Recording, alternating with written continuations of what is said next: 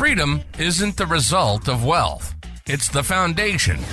Welcome to Wealth Independence, where freedom leads and real wealth follows through battle-tested strategies, hard-won lessons, and real-world experience. You'll discover how to accelerate your path to true financial independence. And now your hosts, Dustin Bailey and Adam Penn. All right, welcome back to the Wealth Independence Podcast, where freedom leads and real wealth follows. I'm Dustin Bailey, and I'm here with Adam Penn. What's up, Adam?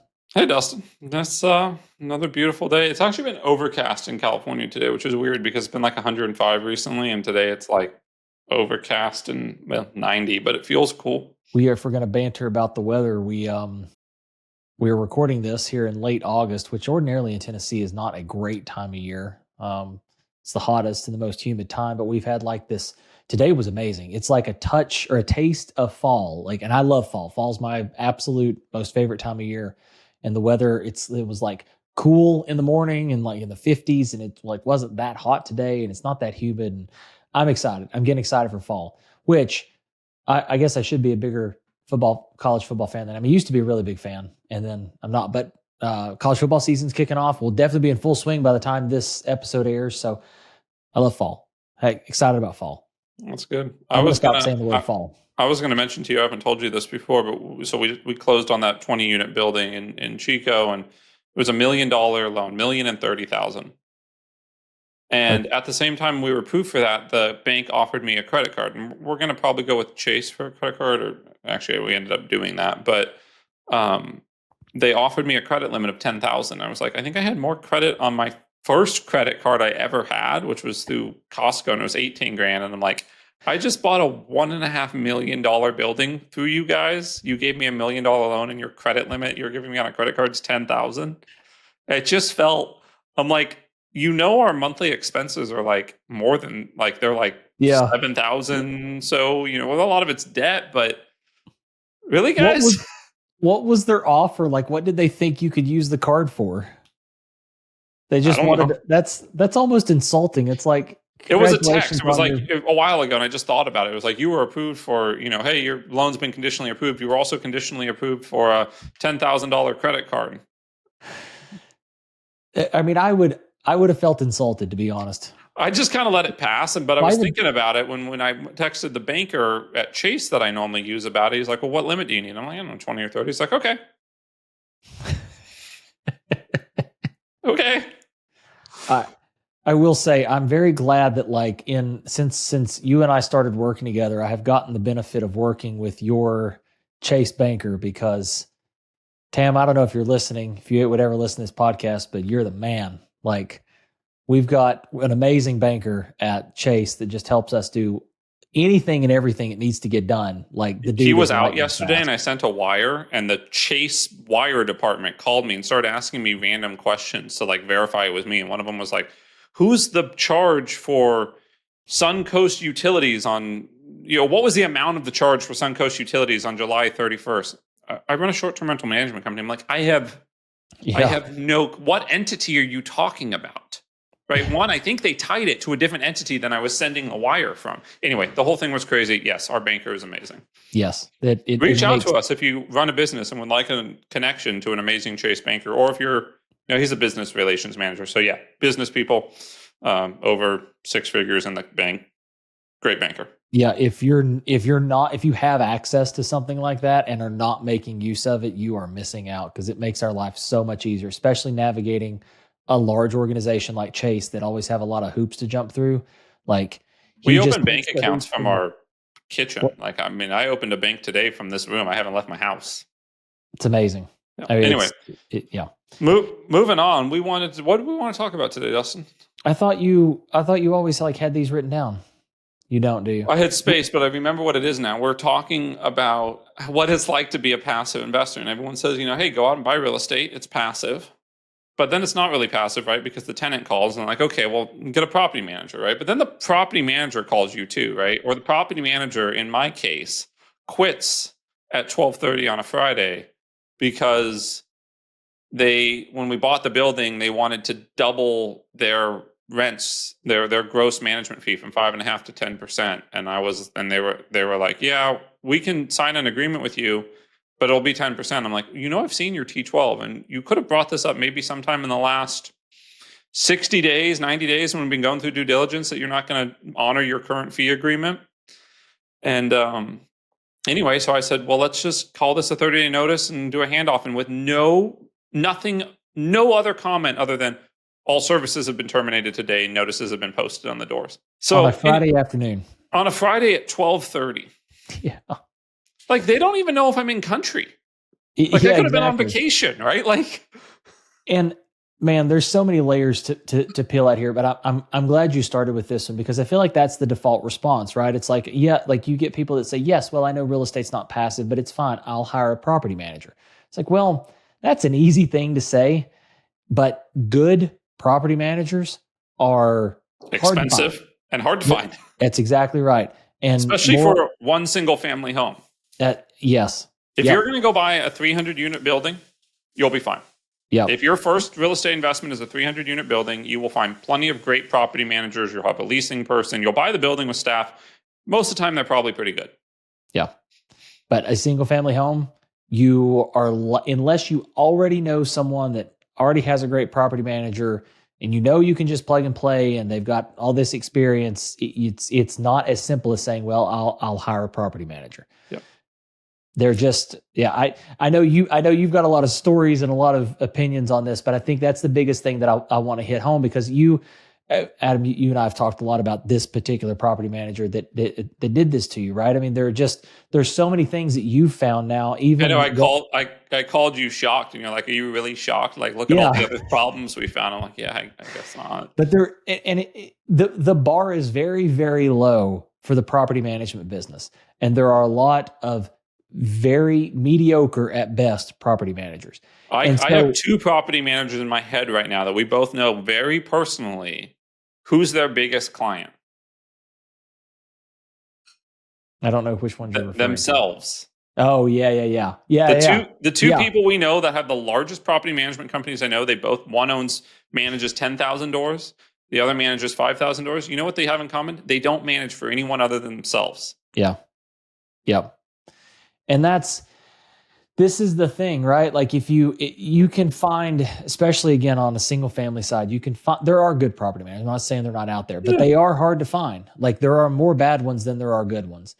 And what ends up happening is you hire a bad one and this now person that was going to be your like ticket to passive income through real estate, now all of a sudden it's almost more of a headache than just finding a good tenant. Exactly. That's exactly right.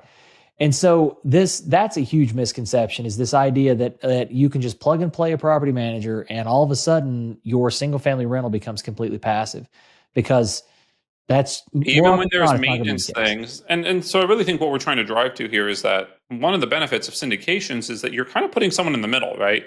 You're not signing on debt. You're not in the manager seat. You don't really have control, which some people view as a downside.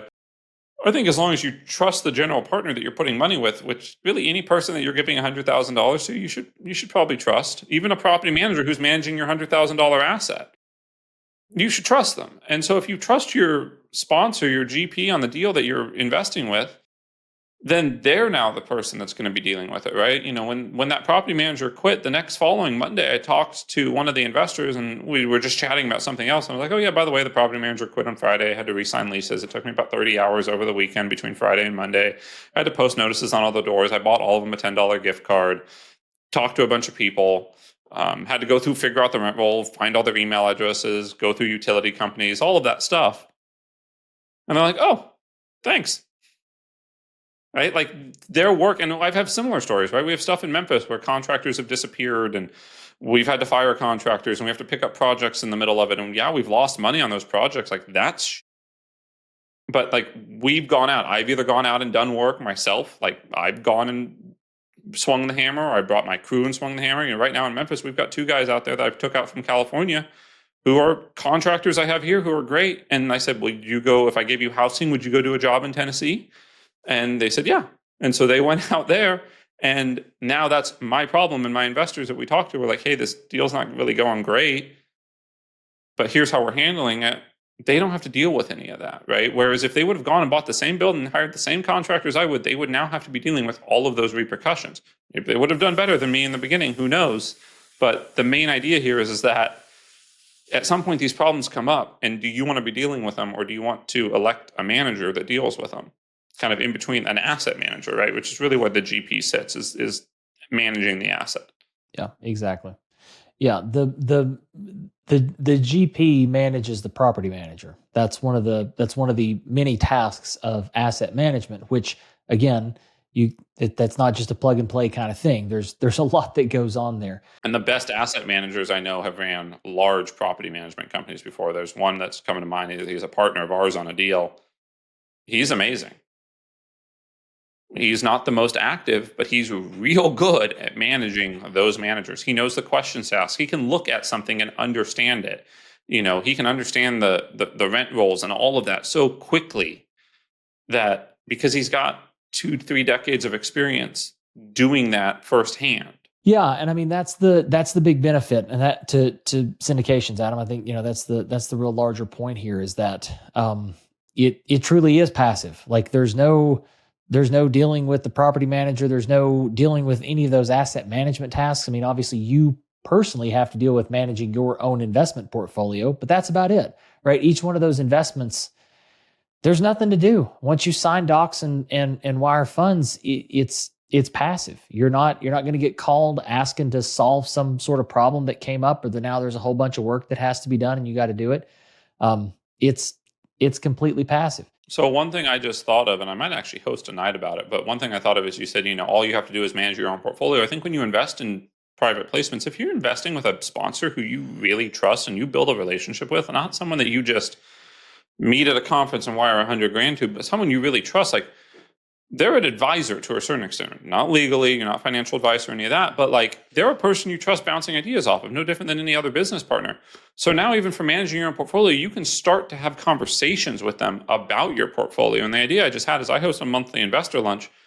Maybe I'll go book a conference room or something and say, anyone that wants to come and do a deep dive on your portfolio, your tax implication, any of that, we'll do a deep dive in a mastermind around each one of these, every person's portfolio.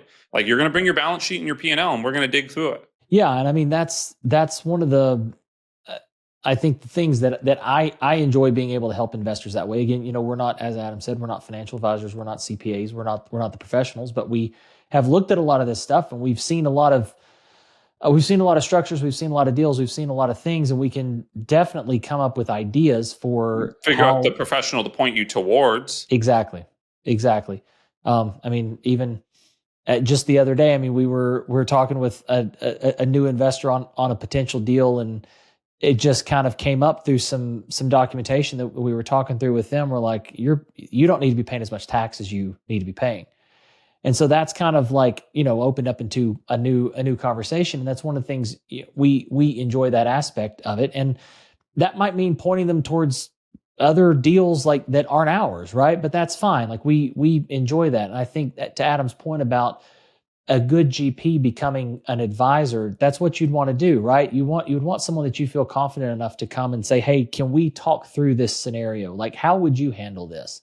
And get their opinion. Because again, if they're good, they're going to be willing to do it. And they're going to be willing to not just say, well, we've got this deal and you should stay invested in this. No, they'll refer you out to professionals, to other GPs who are doing slightly different things that might make more sense to slot into a spot in your portfolio. So that's a big role that I think doesn't get discussed a whole lot about GPs. And, they definitely can play that, again, I don't want to be careful using the word advisor, but that like strategic thinking partner in portfolio management. I don't know. You got anything else here, Adam? I don't. I think it's kind of brief, but there's partners out there, and that's why we put together these deals, right? I enjoy being on the active side, and I know a lot of people that are just too busy to be on the active side. I know people that are real estate professionals, right? Real estate is what they do, and they still put money in our deals because they can't add another thing to their place. They're full-time agents. They're full-time brokers. They own some single families. They don't want more, right? They don't want to go deal with buying a 20 unit, or they just can't take down that big of a deal, but they want ownership in it. Yeah. So I think there's a spot for everyone in these types of deals. 100%. I totally agree. Well, good stuff. Well, Adam, I think this topic was your idea based off of what kind of has recently happened to you, and I think it's a great point, right? You were handed a pretty big headache on a Friday afternoon, went and came up with the solution by Monday, and the investors, nothing changed in their lives. And I think that's a great illustration for the power of passive investing, especially in private placements or syndications. Yep. Well, everybody, we appreciate you listening. As always, if you got questions or thoughts on this, or want to reach out, we'd love to hear from you. As always, we've got the contact form on the website, wealthindependencepod.com. We can reach out to us there. And of course, let the computers know that you're enjoying what you're hearing here. Give us a like if you're watching on YouTube, and give us a positive review on Apple Podcasts, and whatever it is that you do that's positive on Spotify. I don't know. One of these days I'm going to figure it out. I'll actually open up Spotify and check that. But do whatever Spotify wants you to do to say that you like it. It's a thumbs up, positive review, whatever. We greatly appreciate it. Help get the message out to more people. But with that, we'll get out of here. We'll give you the rest of your weekend or whenever you're listening to this. But we appreciate you being here, and we'll catch you on the next one. Just remember, where freedom leads, where wealth follows. Thanks, y'all. Thanks for joining us on Wealth Independence. This show is for informational purposes only and is not financial, investment, legal, or tax advice, and does not constitute an offer to buy or sell securities. All investments carry risk, and investors should always conduct thorough due diligence and consult with qualified professionals before investing. Until next time, remember, freedom leads and real wealth follows.